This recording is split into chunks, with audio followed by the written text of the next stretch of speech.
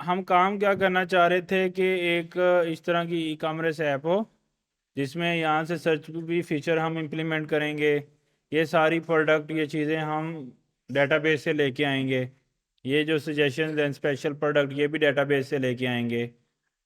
और ये रिपोर्टिक्स वगैरह ये वाली चीज़ें न्यूज़ वगैरह ये भी डेटाबेस से ले आएंगे। जितनी चीज़ें फंक्शनल कर सकें।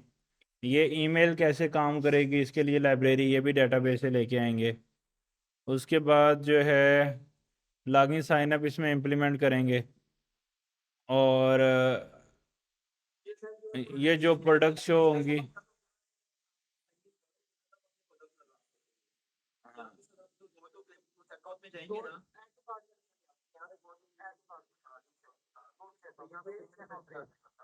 सही है, यहाँ से पेमेंट को इंटीग्रेट करेंगे सारा। तो एक्चुअली हम इस पूरे ई कॉमर्स को HTML CSS यहाँ पे लिखी हुई है। सबसे पहले इस HTML CSS को करेक्ट करते हैं, फिर इस पे लॉजिक्स लगाना शुरू करते हैं। जो पहली मिस्टेक इसमें फोल्डर की नेमिंग जो है ना वो बड़ी गलत है, इनकंसिस्टेंट है। कैसे भला कि कोई फोल्डर का नाम बड़ा है कोई छोटा है, तो लॉजिकली ये सारी गलत स्ट्रेटजी है। तो इनको अपने पेजेस को सही करना है। तो जैसे अगर ये छोटा है तो सारे छोटे ही होने चाहिए। तो जब ये साइन अप बड़ा बनाया हुआ है that is an wrong strategy. इसको भी हमें छोटा बनाना है। और उसके बाद payment our store my account.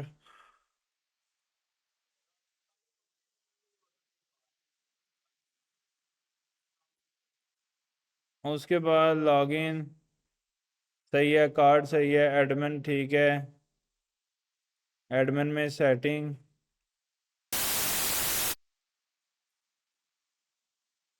Login का एल भी हमें ठीक करना चाहिए। उसके बाद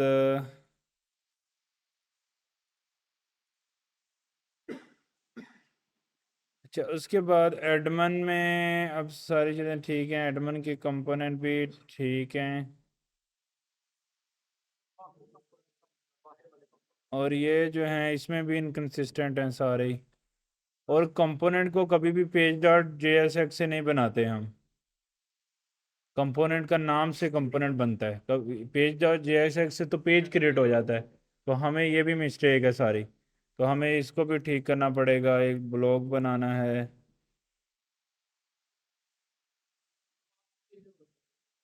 हाँ जी, और उसके अंदर इसको भी ब्लॉग ही रखना पड़ेगा।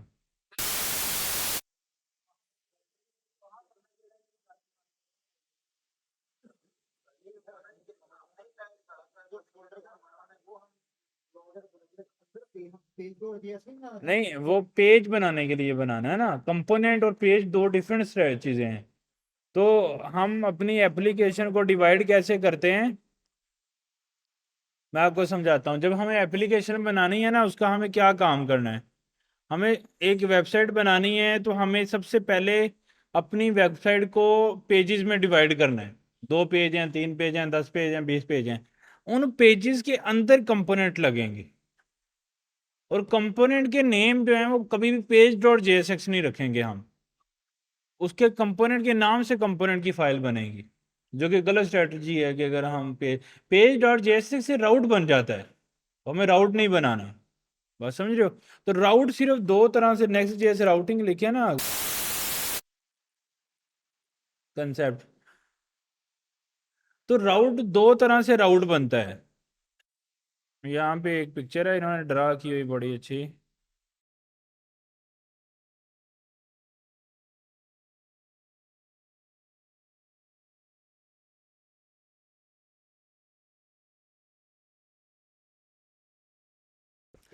मैं एक डायग्राम मैंने देखी थी वो बड़ी अच्छी थी। हाँ, राउट में कौन कौन सी चीजें राउट, सिर्फ दो ही चीजें राउट बन सकती हैं। हैं नेविगेशन करना है अपना,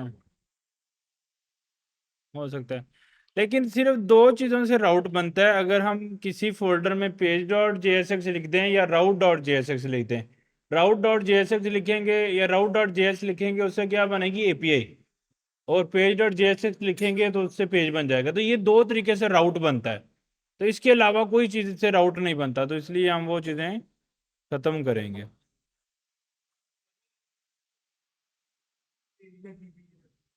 हाँ, तो हमें सबको ठीक करना है ना। और कभी अभी ये भी स्टैंडर्ड नहीं है, कभी फोल्डर बना रहे हैं और कभी फोल्डर नहीं बना रहे, तो ये भी स्ट्रेटजी बेहतर नहीं।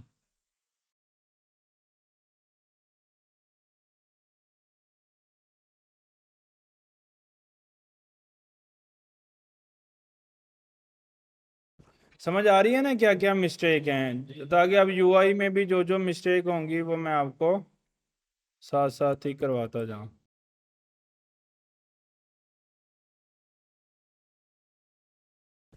होम स्लाइडर कंपोनेंट और होम स्लाइडर, इन दोनों में क्या फ़र्क है?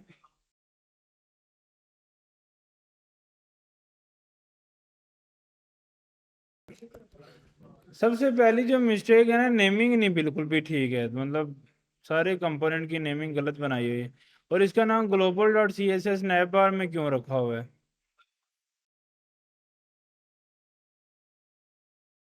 ये style dot C S S use हो रही है इसके।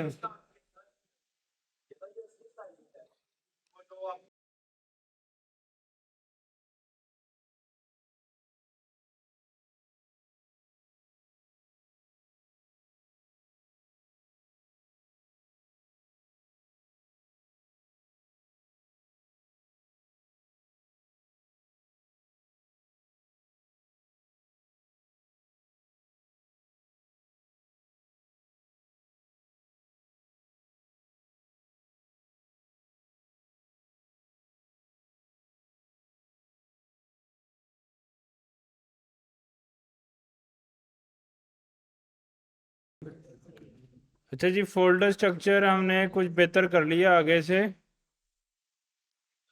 जिसके अंदर ये सारे कंपोनेंट भी सीधे हो गए हैं अब के नेमिंग वगैरह। और एक और मिस्टेक है कि ये जो कंपोनेंट है ना, ये भी या तो फोल्डर में हो या बाकी सारे फोल्डर में ना हो। तो टेक्निकली मतलब ये भी प्रैक्टिस ठीक नहीं है कि कुछ फोल्डर में है कुछ फोल्डर में से बाहर है। अच्छा, बाकी चीज़ें नेक्स्ट। अच्छा, इसमें अब चीज़ें इंस्टॉल करें ना, सेटअप सबसे पहले इसमें हम क्या यूज़ करेंगे? प्रिज्मा यूज़ करेंगे या प्रिज्मा कर लें?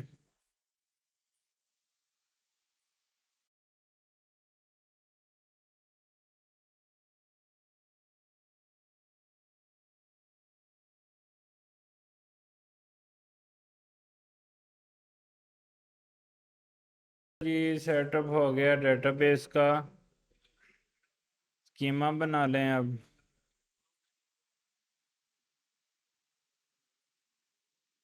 ENV में MongoDB URL ऑलरेडी लगा हुआ है,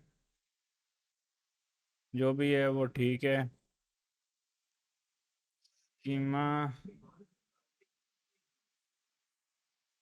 डेटाबेस का URL हमने शायद लास्ट टाइम क्रिएट किया था एक, उसको यूज़ कर लेते हैं।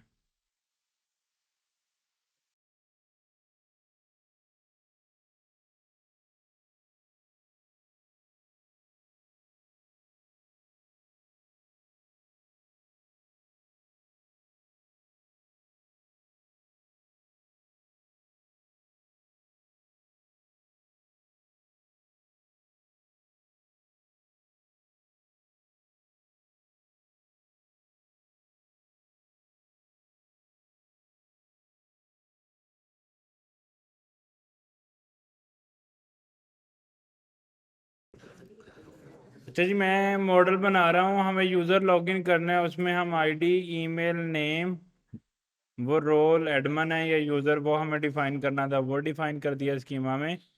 और फर्दर एक यूज़र की अगर डिटेल प्रोफाइल हमें बनानी है, दैट माइट भी हमें उसकी बायो रखनी है, और तो वो हम क्रिएट कर सकते हैं। वो जस्ट रिलेशन बताने के लिए कर रहा है, मेरा नहीं ख्याल कि हमें सेपरेटली लॉन्गर प्रोफाइल चाहिए, तो वो हम सिंपली रिमूव कर देते हैं।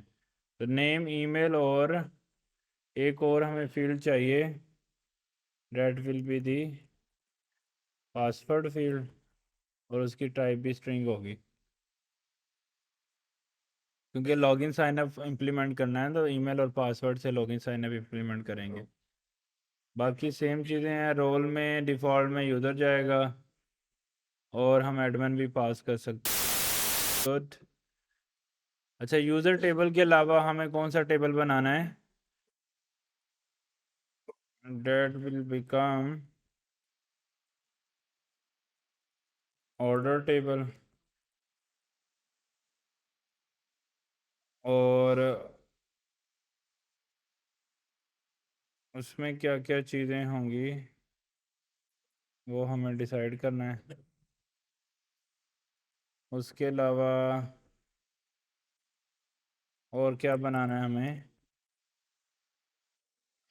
प्रोडक्ट्स का टेबल, और उसके अलावा ऑर्डर प्रोडक्ट कार्ट का पेज बनेगा। उसके अलावा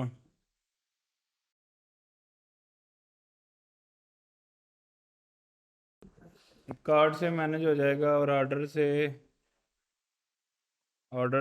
मैनेज हो जाएंगे, प्रोडक्ट से हम प्रोडक्ट ले लेंगे, कार्ट से कार्ट हो जाएगा। उसके अलावा सर्च प्रोडक्ट्स करेंगे।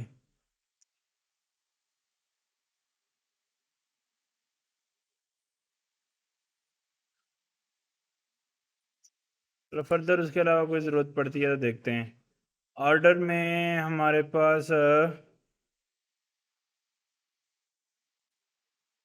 आईडी होगी, ऑर्डर आईडी, फिर यूज़र आईडी हमें रखनी है, क्योंकि वो ऑर्डर किस यूज़र ने क्रिएट किया है ये इंपॉर्टेंट है ना, तो यूज़र आईडी हम उसमें सेटअप करेंगे।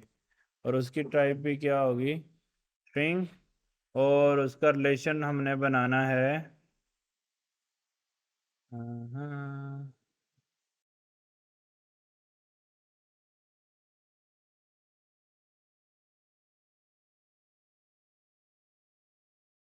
सही है। अब एक यूज़र, ये हमने क्या काम किया है, हमने रिलेशन बनाया है कि यूज़र की के साथ, यूज़र आईडी की के साथ, और वो रिलेशन क्या है कि यूज़र टेबल में से फाइंड करो उसकी आईडी देखते हुए, मतलब इस आईडी को लिंक किया है ऑर्डर के साथ। तो जब भी हम ऑर्डर गेट करेंगे उसमें हमें यूज़र आईडी भी ऑटोमेटिकली मिल जाएगी। ये काम हमने एक्चुअली इधर से किया है। तो आईडी, यूज़र आईडी, फिर उस ऑर्डर का,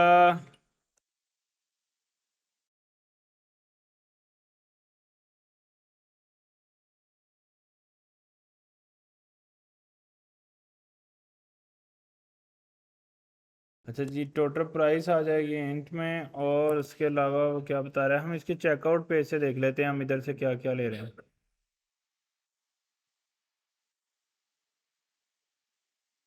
ये यूज़र का नेम बन जाएगा, नेम, ईमेल, और कार्ड इंफॉर्मेशन हम सेव नहीं करेंगे।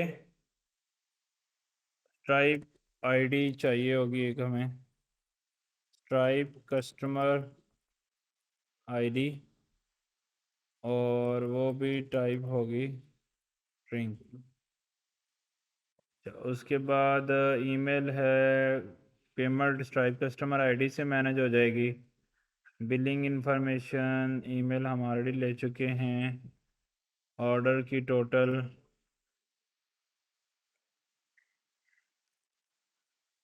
प्राइस हमने कर ली है। और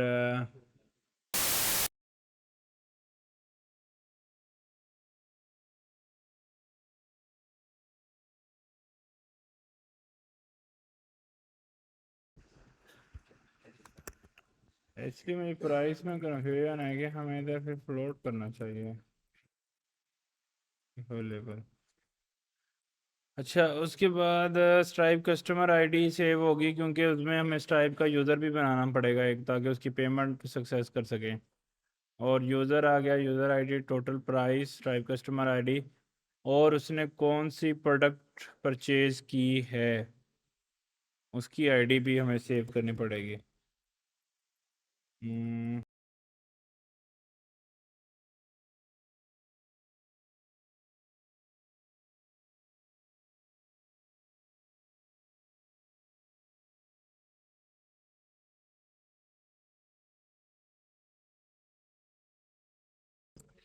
अच्छा, अभी ये स्कीमा समझ में आ रहा है आपको कि मैंने क्या किया कि ऑर्डर ऑर्डर क्रिएट कर रहा हूँ और उसके अंदर मैंने लिंक क्या किया है यूज़र को, कि वो कौन सा यूज़र इसको परचेज कर रहा है, इस ऑर्डर को।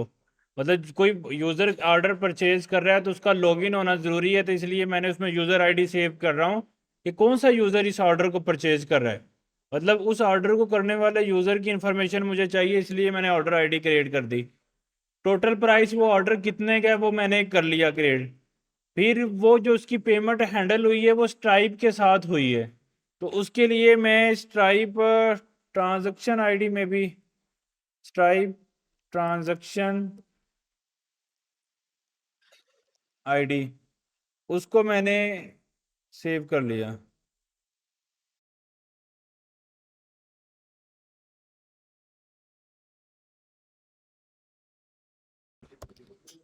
मतलब स्ट्राइप पे जो पेमेंट हुई है उसकी आईडी क्या है वो भी मैं अपने रिकॉर्ड के लिए सेव करूंगा, इसलिए मैंने ट्रांजैक्शन आईडी भी रख ली एज अ स्ट्रिंग इधर। और उसके अंदर फिर प्रोडक्ट आइटम्स के कौन कौन सी प्रोडक्ट जो है वो क्रिएट हो रही है उसकी प्रोडक्ट आइटम। तो लाइट जला दो यार, ये आंखों में बहुत पड़ रही है, तो फोकस करना नहीं हो रहा।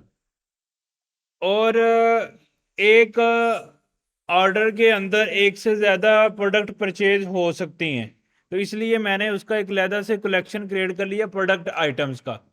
उसके अंदर क्या क्या चीज़ है, आईडी और ऑर्डर आईडी। अब एक से ज़्यादा आईडीज, एक से ज़्यादा प्रोडक्ट परचेज करूंगा ना मैं, तो लाइक अगर मैंने एक ऑर्डर में 10 प्रोडक्ट परचेज किए हैं तो इस प्रोडक्ट आइटम टेबल में 10 रोज ऐड हो जाएंगी, 10 एंट्रीज हो जाएंगी, और हर एंट्री में ऑर्डर आईडी आ जाएगी, सेम ऑर्डर आईडी होगी क्योंकि 10 में वो प्रोडक्ट मैंने परचेज किए। और उसका मैंने रेफरेंस बनाया है प्रोडक्ट आइटम्स के साथ, यानी कि जब मैं ऑर्डर को फेच करूंगा तो मैं उसके अंदर कौन सी प्रोडक्ट आइटम्स मैंने परचेज की थी वो सारी भी फेच कर सकता हूँ एज अ लिस्ट, और वो मुझे कहाँ से मिलेगी, इस प्रोडक्ट आइटम में से। सही है। तो ये टेक्निकल काम है इसमें स्कीमा, क्योंकि एक दफ़ा स्कीमा बन गया सारा काम इसके थ्रू होना है फिर। तो टेक्निकली जब मुझे ऑर्डर क्रिएट करना है मुझे दो चीज़ें चाहिए, एक मुझे यूज़र आईडी चाहिए, और यूज़र आईडी को लेने के लिए मुझे यूज़र क्रिएट करना है यूज़र के टेबल में, यानी कि यूज़र के टेबल में पहले यूज़र ऐड करूंगा तो फिर मुझे यूज़र आईडी जो मिलेगी वो मैं एज ए इनपुट इधर दे सकता हूँ। फिर मुझे टोटल प्राइस चाहिए ऑर्डर क्रिएट करने के लिए। फिर मुझे स्ट्राइप की ट्रांजैक्शन आईडी चाहिए कि स्ट्राइप पे हम जो पेमेंट चेकआउट होगी वो स्ट्राइप में पहले जाएगी, वो स्ट्राइप हमें एक ट्रांजैक्शन आईडी देगा, साथ में सेव करेंगे। सही है। फिर प्रोडक्ट आइटम्स के जब चेकआउट होगा तो ये पेज के अंदर यहाँ पे एक से ज्यादा आइटम आएंगे ना, प्रोडक्ट आईडीज प्रोडक्ट लिस्ट हो रही होंगी, तो वो सारी की सारी प्रोडक्ट कौन कौन सी हैं जब चेकआउट करूंगा तो वो सारी प्रोडक्ट पहले हम अपलोड करेंगे प्रोडक्ट आइटम्स के अंदर।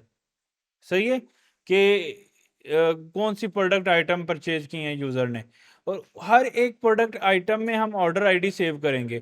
तो जब मैंने एक ऑर्डर को गेट करूंगा तो मुझे उसके यूज़र के बारे में भी पता लग रहा है कि किसने वो ऑर्डर क्रिएट किया है, और उस ऑर्डर के अगेंस्ट जो स्ट्राइप में पेमेंट हुई थी वो भी पता लग गई, और उस ऑर्डर में कितने प्रोडक्ट परचेज हुए हैं वो भी मुझे प्रोडक्ट आइटम के टेबल में से पता लग जाएगा। तो ये एक मेरा कंप्लीट ऑर्डर टेबल बनेगा जिसमें मुझे तकरीबन जो मुझे इन्फॉर्मेशन चाहिए वो मिल रही है। जब ऑर्डर क्रिएट होगा उसमें कौन कौन सी प्रोडक्ट यूज़र ने परचेज की हैं वो भी पता, यूज़र ने परचेज की हैं वो भी पता लग रहा है, और साथ में जो पेमेंट डन हुई है वो भी पता लग रहा है। उसके बाद अब वो डिलीवरी दे सकता है डिलीवरी बॉय उसकी ना। यहाँ तक किसी को कन्फ्यूजन हो, ये ऑर्डर ये स्कीमा बनाना बड़ा इंपॉर्टेंट है ऑर्डर का प्रोडक्ट आइटम में हमने ये चीज़ें ऑर्डर आईडी और ऑर्डर सेव कर लिया। अच्छा, अब इसमें एक और जो चीज़ मिसिंग है अगर आप लोगों ने फोकस किया हो, that is called product ID. अगर आप लोगों को वो करें थोड़ा, देखो प्रोडक्ट आइटम जो है ना वो कंटेन कर रही है जो प्रोडक्ट परचेज हुए हैं ड्यूरिंग दी चेकआउट प्रोसेस। वो पूरे के पूरे प्रोडक्ट की इंफॉर्मेशन, वो प्रोडक्ट क्या है वो तो कंटेन नहीं कर रहा ना वो। तो वो इंफॉर्मेशन मुझे कहाँ से मिलेगी? थ्रू प्रोडक्ट आईडी से। कहाँ से मिलेगी? प्रोडक्ट आईडी से। और प्रोडक्ट्स मुझे कहाँ से मिलेंगी? प्रोडक्ट्स के टेबल में से मैं कलेक्ट वो रिलेशन बनाऊंगा, और वो रिलेशन प्रोडक्ट्स के टेबल में से। और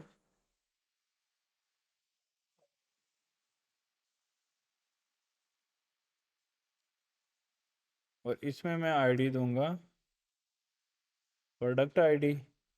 और यहाँ पे मैं एक बनाऊंगा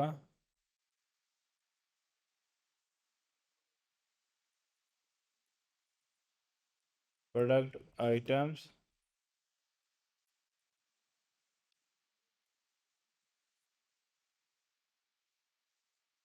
समझ आई बात?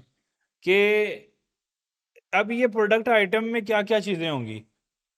एक प्रोडक्ट आइटम क्रिएट हो रही है चेकआउट के वक्त, वो कौन सी प्रोडक्ट है, उसमें वो प्रोडक्ट के बारे में इंफॉर्मेशन नहीं मैं सेव कर रहा टेबल में। मैं बस ये इंफॉर्मेशन सेव कर रहा हूँ कि ये किस ऑर्डर के लिए ये प्रोडक्ट क्रिएट हुई है, और वो कौन सी प्रोडक्ट है, उसकी कौन कौन सी इंफॉर्मेशन है, कि प्रोडक्ट की प्राइस क्या है, चीज़ें। वो मुझे इस टेबल से नहीं पता लगेंगी, वो मुझे किस टेबल से पता लगेंगी? प्रोडक्ट्स के टेबल से पता लगेंगी। तो इसलिए मैंने प्रोडक्ट की आईडी सेव कर दी किसके अंदर? प्रोडक्ट आइटम्स में। एक्चुअली जो मुझे अगर 10 प्रोडक्ट यूजर परचेज करता है, जो 10 टाइम मुझे प्रोडक्ट आइटम में डाटा ऐड करना है, वो मुझे कौन सा करना है? जो यूजर ने प्रोडक्ट परचेज की थी वो मुझे ऐड करना है। सही है। और वो प्रोडक्ट कौन सी यूजर ने चेकआउट में डाली है, वो मुझे कैसे पता लगेगा? थ्रू प्रोडक्ट आईडी के। देखो डाटा डुप्लीकेट थोड़ी करना है कि प्रोडक्ट का टाइटल, डिस्क्रिप्शन, इतनी चीजें वो हर टेबल में तो नहीं डालेंगे ना, वो तो एक टेबल में डालेंगे बस। तो इसलिए हमने वो प्रोडक्ट की आईडी इधर रेफरेंस कर दी। अब जब यूजर कार्ट में यूजर चीजें डालेगा, अब कार्ट वाली चीजें देखो और ऑर्डर वाली चीजें देखो, it's pretty much same. Cart में भी वही चीजें होती हैं तकरीबन जो ऑर्डर में की होती हैं, बस इसमें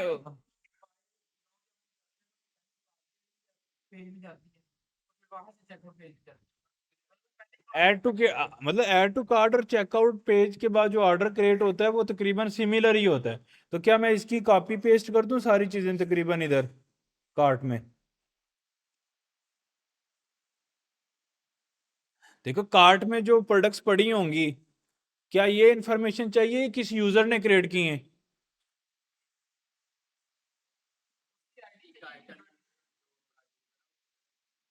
नहीं, किस यूजर का कार्ट है? अब हमारी वेबसाइट पे 100 यूजर आ रहे हैं, किसके कार्ट में क्या इंफॉर्मेशन है ये तो हमें पता होनी चाहिए ना। है आईडी चाहिए क्या? अब ये दो चीजें हैं। अगर तो हम ये चाहते हैं कि टेम्परेरी परमानेंट कार्ड बनाना है, ये चीज इंपॉर्टेंट है। टेम्परे टेम्परेरी कार्ड का क्या मतलब है? हम कार्ड की इंफॉर्मेशन लोकल स्टोरेज में सेव कर देंगे, उसका नुकसान क्या होगा फिर?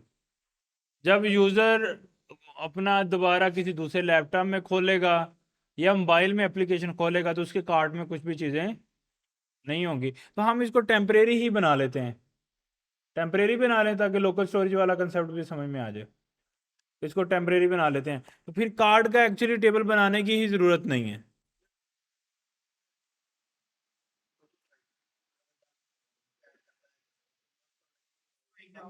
तो ये टोटल प्राइस इधर ऑर्डर में सेव है ना?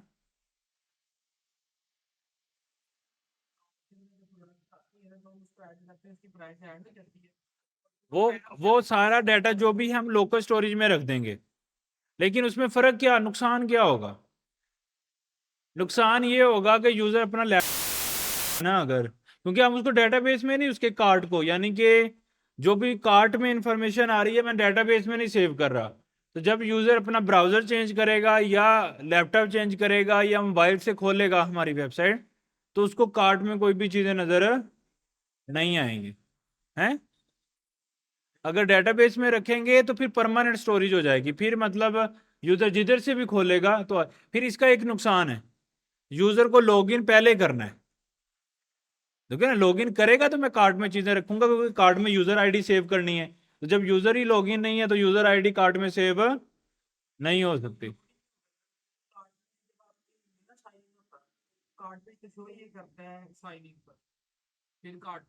नहीं, ऐड टू कार्ट भी नहीं करने देंगे अगर यूजर लॉगिन नहीं है, लेकिन बहुत सारी वेबसाइट हमने देखी हैं जो चेक करने देती हैं, चेकआउट के ऊपर लॉगिन मांगती हैं। तो हम भी ऐसी, यूजर के लिए कन्वीनियंट रहता है कि वो चेकआउट सारा कर लेता है जैसे, फिर तो फिर वो पहले लॉगिन पे लेके जाते हैं, फिर चेकआउट करने देते हैं। वो लोकल स्टोरेज में करेंगे ना।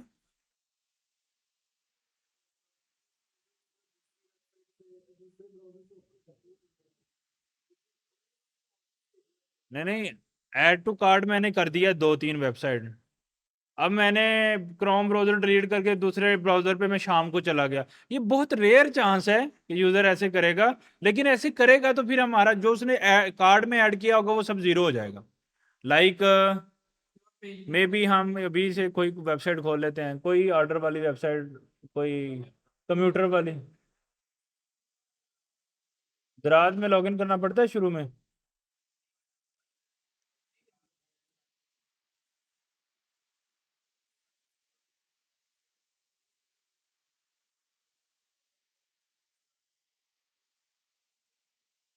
अभी मेरे पास नहीं, और मैं लॉगिन भी नहीं हूँ इस टाइम।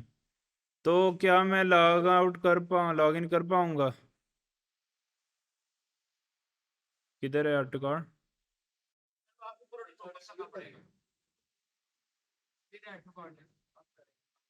Add to card.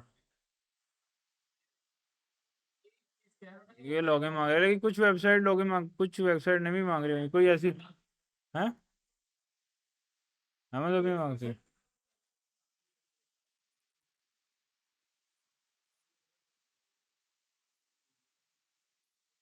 अगर तो लॉगिन मांग रही है वेबसाइट, तो फिर आप लोगों ने ये अंडरस्टैंड करो कि उन्होंने कार्ड को डेटाबेस में सेव किया है। अगर वो नहीं मांग रही, तो फिर समझो कि लोकल स्टोरेज में सेव किया है। अब उन दोनों में फर्क मैंने आपको समझा दिया। लोकल स्टोरेज में किया है तो नुकसान क्या होगा कि डिवाइस चेंज करने पे उसको कार्ड की वैल्यू नजर नहीं आएगी।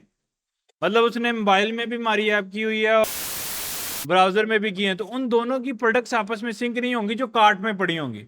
ऑर्डर सिंक होंगे, क्योंकि ऑर्डर तो लॉगिन के बाद क्रिएट होंगे ना। अच्छा जी, यहाँ से ये शोज कर लेते हैं।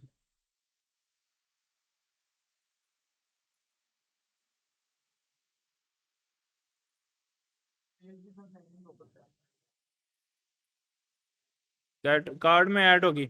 अब इस हैं, नहीं वो, अब देखो कार्ड में गया तो मुझे ये चीज़ आ रही है, लगे हमने कहीं लॉगिन नहीं किया। अब इसका नुकसान क्या है कि अगर मैं यहीं से चला जाता हूँ ना इनकॉग्निटो मोड में, सही है, और अली एक्सप्रेस पे अगेन जाता हूँ, अब मुझे जो है ना वो फिर नहीं नजर आएगा वो। कार्ट में मुझे कोई आइटम नजर नहीं आएगी। हमने एक आइटम डाली है ना कार्ट में। किधर?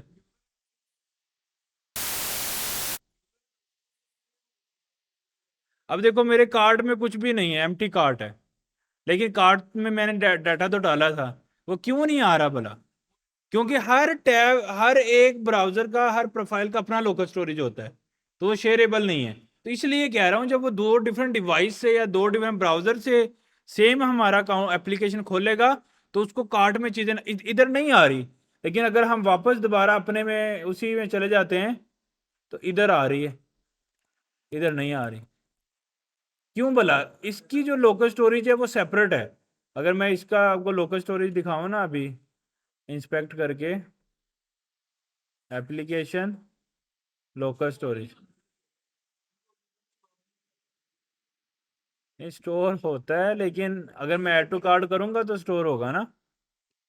लेकिन शेयरेबल नहीं है ना हर एक का, इसकी अपनी लोकल स्टोरेज है। अगर मैं इसके पास जाऊंगा ना अभी, हाँ वो हर एक की अपनी लोकल स्टोरेज होती है। अब इसके लोकल स्टोरेज में जाऊंगा तो इधर मुझे वो सारी डाटा जो है वो मिल जाएगा, जो जो सेव उसने किया है। बात समझ आ रही है? उस पे नहीं मिलेगा, क्योंकि उस पे हमने ऐसा किया नहीं। तो ये फर्क होता है कि अगर आप ऐड टू कार्ट के पहले लॉगिन बनाना चाह रहे हैं या बाद में। क्या दोनों में काम करता है? अभी तो लोकल स्टोरेज में काम कर रहे हैं, लेकिन अगर हम साइन इन करते हैं फिर अक्रॉस द डिवाइसेस काम करता है। ठीक है, फिर तो कार्ड भी अक्रॉस द डिवाइसेस कार्ड करता है? नहीं करता होगा। साइन इन कर लेते हैं, फिर देखो ऑर्डर तो क्रिएट किए, साइन इन किए बगैर ऑर्डर क्रिएट नहीं कर सकते। अगर साइन इन करके कार्ड में आएगा तो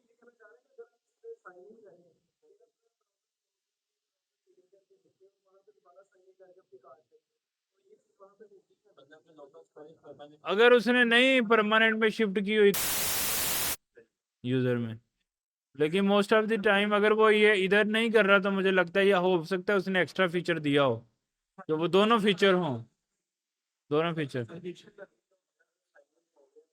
लेकिन लेट्स सी, अभी हम लोकल स्टोरेज से चलते हैं ताकि आप लोगों को लोकल स्टोरेज वाला कंसेप्ट भी समझ में आ जाए। और क्योंकि ऑर्डर तो हम डीबी में, अगर हमें डीबी में सेव करना है, हमें क्या काम करना है, हमें ऑलमोस्ट ये सेम डाटा स्ट्रक्चर ही कॉपी पेस्ट करना पड़ेगा, ये वाला। क्यों भला? उसमें हमें यूज़र भी सेव करना है, यूज़र आईडी भी सेव करनी है, ऑर्डर आईडी भी से, ऑर्डर आईडी तो खैर नहीं होगी उसमें, और क्या होगा, प्रोडक्ट आइटम कौन कौन सी चूज हो रही हैं वो भी क्रिएट करनी पड़ेंगी। हम्म।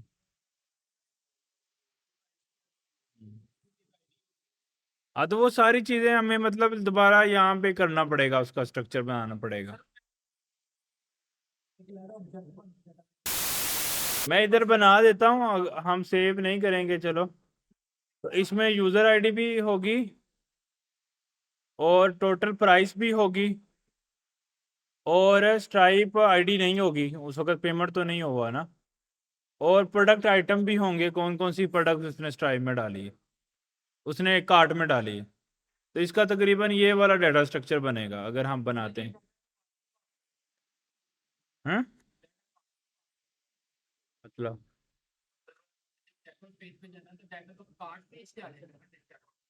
अल्लाह के बंदे, जब भी कार्ट हम बनाएंगे, कार्ट के अंदर कौन कौन सी प्रोडक्ट ऐड हो रही है वो इसके अरे में डालेंगे ना। जब भी यूजर ऐड टू कार्ट करेगा हम उसके अंदर एक प्रोडक्ट डाल देंगे।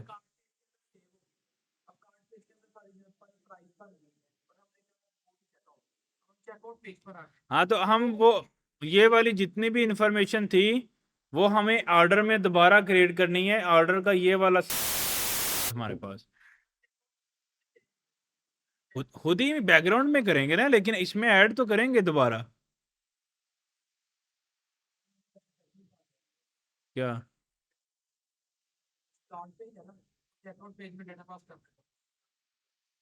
शो करने के लिए वो तो करेंगे ना, सारी इंफॉर्मेशन ऑटोमेटिकली वो तो आएगी वहां पे। वो तो अभी देखो, अब बात नहीं समझ रहे हम। अभी के लिए क्या कर रहे हैं, हम डेटाबेस का स्कीमा अंडरस्टैंड करने की कोशिश कर रहे हैं कि डेटाबेस में किस किस तरह से डाटा शो होगा। अगर हम कार्ड को डेटाबेस में सेव करते हैं, जब चेकआउट करेंगे उस वक्त हमें ऑर्डर का एक क्रिएट करना है कलेक्शन, और ऑर्डर में डाटा ऐड करना है। अभी हम यूआई पे क्या कर रहे हैं वो हमारी सिरदर्दी नहीं है अभी के लिए। डेटाबेस में किस किस तरह डाटा स्टोर होगा हम उस पर प्लानिंग कर रहे हैं अभी।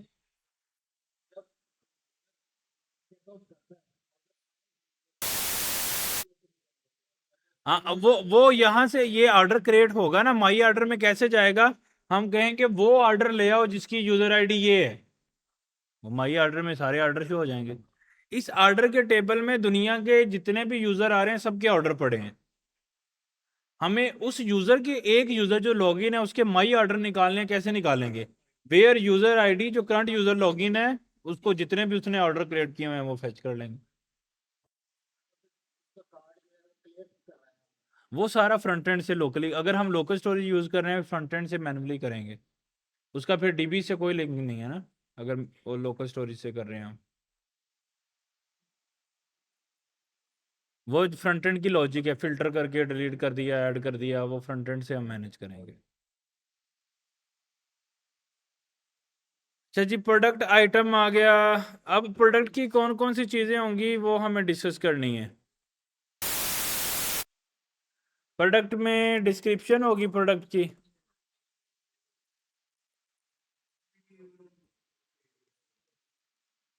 इमेज यूआरएल,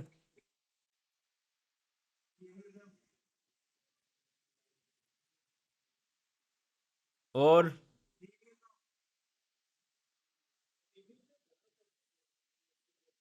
रिव्यू अगर ऐड करने हैं तो उसकी अलग कलेक्शन बना के उसकी आईडी ऐड करनी पड़ेगी इधर।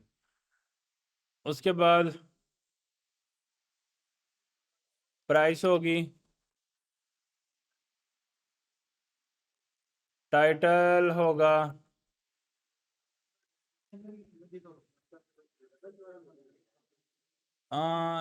एक से ज़्यादा इमेजेस शो करनी है स्लाइडर में।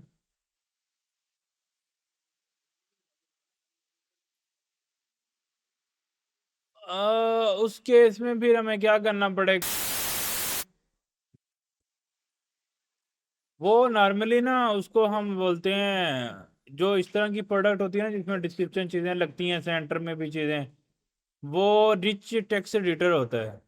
रिच टेक्स्ट एडिटर, वो इसके थ्रू फिर ना यूज़र को वो कंट्रोल देते हैं।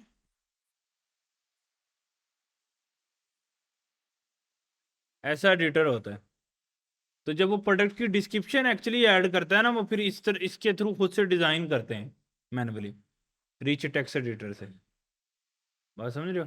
तो हमें रिच टेक्स्ट एडिटर, अगर हम रिच टेक्स्ट ले रहे हैं तो फिर वो हम इधर बोलेंगे रिच टेक्स्ट भी लेंगे यूज़र से, फिर डिस्क्रिप्शन की जगह रिच टेक्स्ट होगा और वो स्ट्रिंग होगी, उसको फिर हम यूज़ करेंगे।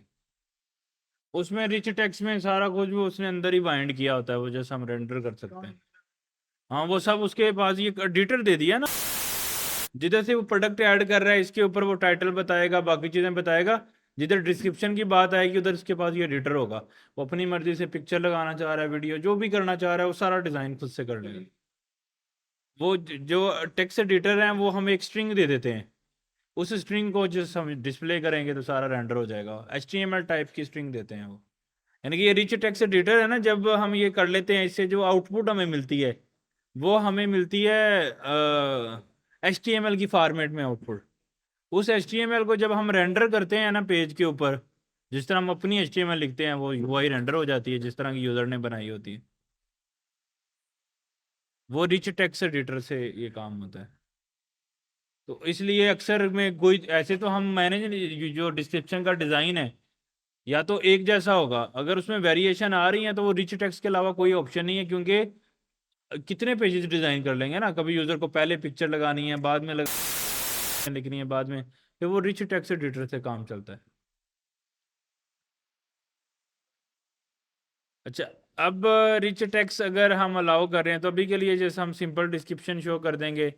और क्या होता है प्रोडक्ट के डिस्प्ले में? एक ही प्रोडक्ट की क्वांटिटी।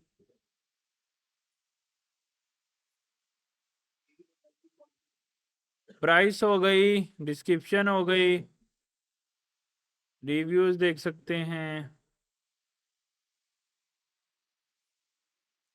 वो तो हम जस्ट स्टैटिक कर देंगे ना डाटा, उसकी तो ज़रूरत नहीं है, ये सारा स्टैटिक हो जाएगा। ये प्रोडक्ट की डिस्क्रिप्शन आ गई,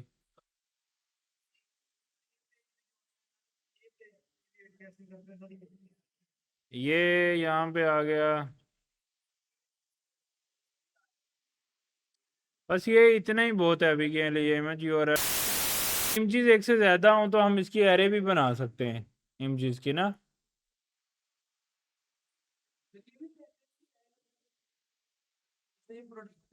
ऐसे। फिर एक से ज़्यादा इमेजेस के URL देना चाहें तो दे सकते हैं। इसके अलावा प्रोडक्ट में क्या सेव हो सकता है ऐसा?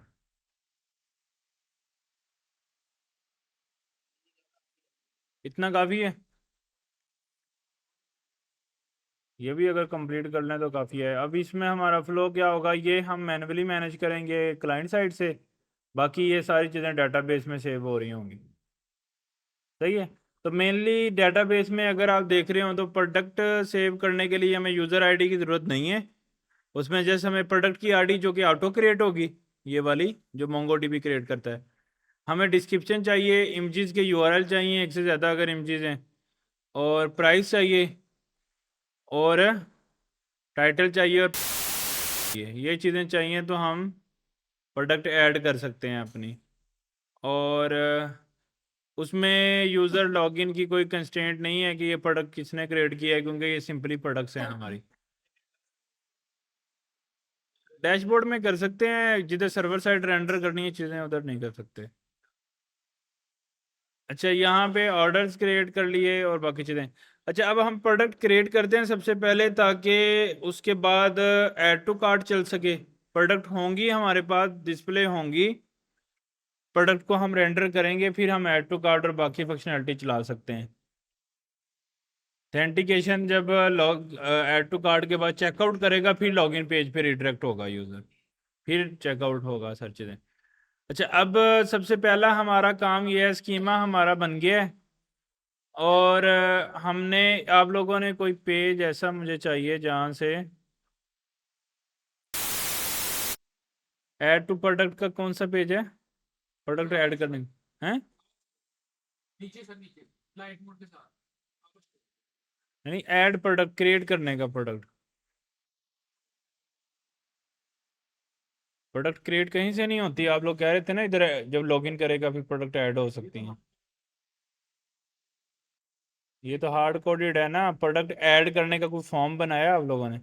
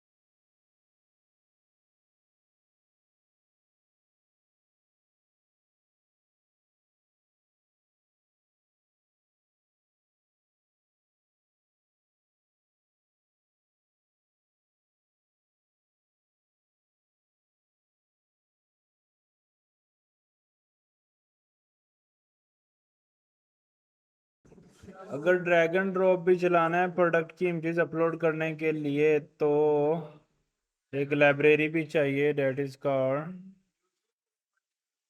Drag drop zone.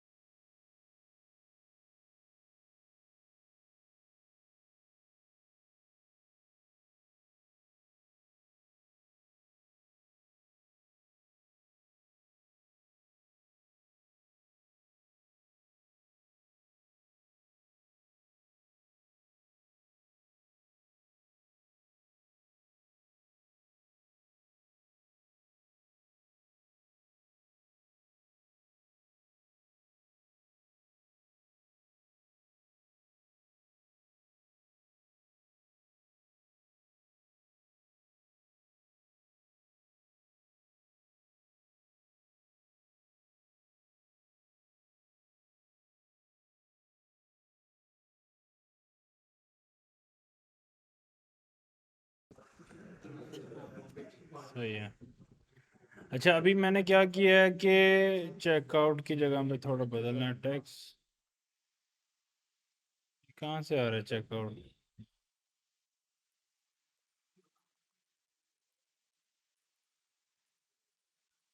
मैंने अभी क्या किया है, ऐड प्रोडक्ट का पेज बनाया है एडमिन के ऊपर, और उधर से प्रोडक्ट टाइटल देंगे, हम डिस्क्रिप्शन देंगे, प्राइस देंगे, और मल्टीपल इमेजेस सेलेक्ट कर सकते हैं।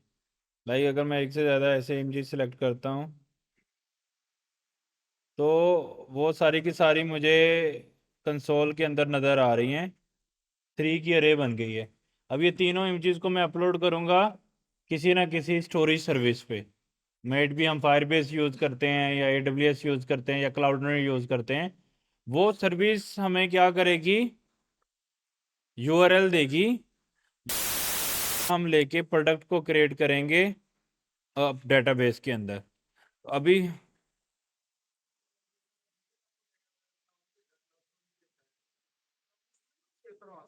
गूगल भी क्लाउड की स्टोरेज में सेव कर सकते हैं, किसी भी स्टोरेज में सेव करना। गूगल ड्राइव पे भी कर सकते हैं, लेकिन गूगल ड्राइव इस मकसद के लिए नहीं बना। वो यूज़र पब्लिक यूज़र, वो उसकी एप्लीकेशन का मकसद डिफरेंट है पब्लिक यूज़र्स के लिए। हाँ, और वैसे भी वो मेरे ख्याल से पब ड्राइव का जो लिंक है उससे फाइल डाउनलोड होती है, रेंडर नहीं होती। रेंडर होती है। अच्छा, बस भी अगर पूरा लिंक देता तो कर सकते हैं गूगल ड्राइव भी, लेकिन स्पेसिफिकली वो इस काम के लिए नहीं बना हुआ ना, वो सॉफ्टवेयर डिफरेंट बना हुआ है। तो अब ये वाली प्रोडक्ट का लिंक लगा देते हैं।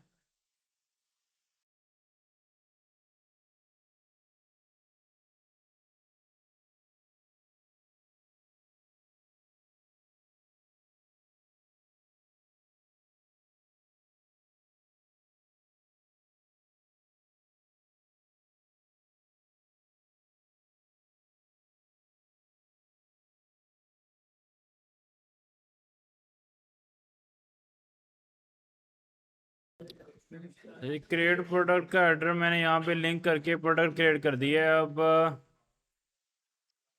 प्रोडक्ट डाटा में कोई ऐसी की तो नहीं है जो हम मिस कर रहे हैं।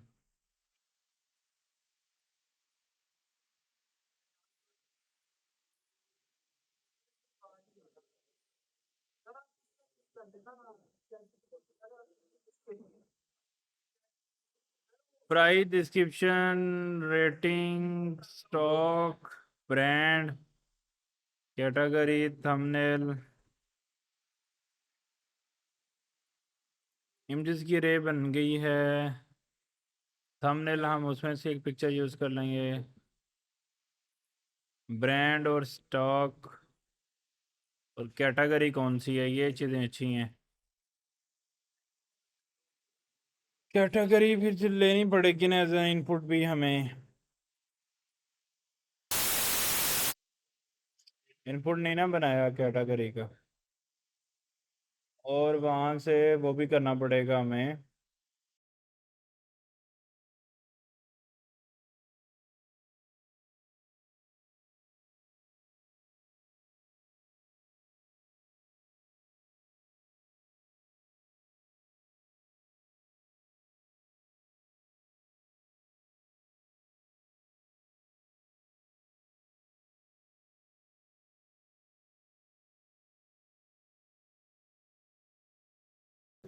सही हो गया। अब कैटेगरी भी मेंशन होगी हमें अब कैटेगरी पहले कैटेगरी वाले टेबल में क्रिएटेड होंगी, उसमें से एक आईडी हमें यहाँ पे ऐड करनी है। तो वो हम मैनुअली कैटेगरीज पहले क्रिएट करके इसमें कर सकते हैं, वो देख लेंगे। तो एज अ ड्रॉप डाउन हमें ऐड करना है।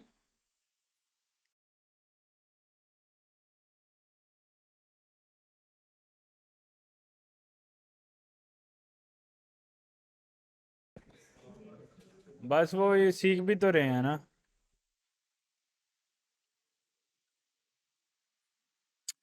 अब इसमें हमें एक पर ड्रॉप डाउन एक तो चाहिए, कहीं और ड्रॉप डाउन बनाया है चेकआउट में? कहाँ पे? कंपोनेंट